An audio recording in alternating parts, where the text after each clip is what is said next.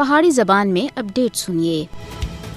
بھارت مقبوضہ جموں کشمیر وچ تمام بین الاقوامی قوانین اور کنونشنز دی کھلم کھلی خلاف ورزی کر رہا ہے۔ کشمیر کے رہنے والوں کو بنیادی انسانی حقوق سے محروم کر کے مودی حکومت بین الاقوامی قوانین کو لگاتار پامال کر رہی ہے۔ مقبوضہ جموں کشمیر وچ حریت پسند کشمیریاں دی بے جا گرفتاریاں اور نظربندیاں دے واسطے PSA اور UAPA جیسے کالے قوانین دا استعمال کیتا جا رہا ہے۔ RSS دی حمایت والی مودی حکومت مقبوضہ جموں کشمیر دی خصوصی حیثیت منسوخ کر کے بھارتی شہری کو بسانے اور مسلمانوں دی اکثریت کو اقلیت وچ بٹانے دی راہ کو سارا کیتا ہے، جڑا بین الاقوامی قوانین دی سراسر خلاف ورزی ہے۔ مودی حکومت مقبوضہ جموں کشمیر وچ غیر ریاستی ہندوؤں کو ہون تک 45 لاکھ ڈومیسائل دے چکی ہے، جس دا مقصد مقبوضہ جموں کشمیر وچ آبادی دا تناسب بٹانا ہے۔ بھارت لمبے عرصے تک کشمیری عوام کو انہاں دے عالمی طور دے اوتے تسلیم کیتے ہوئے حق خود ارادیت دینے تھی انکار کر رہا ہے۔ بھارت کو پتہ ہونا چاہیے کہ مقبوضہ جموں کشمیر اس دا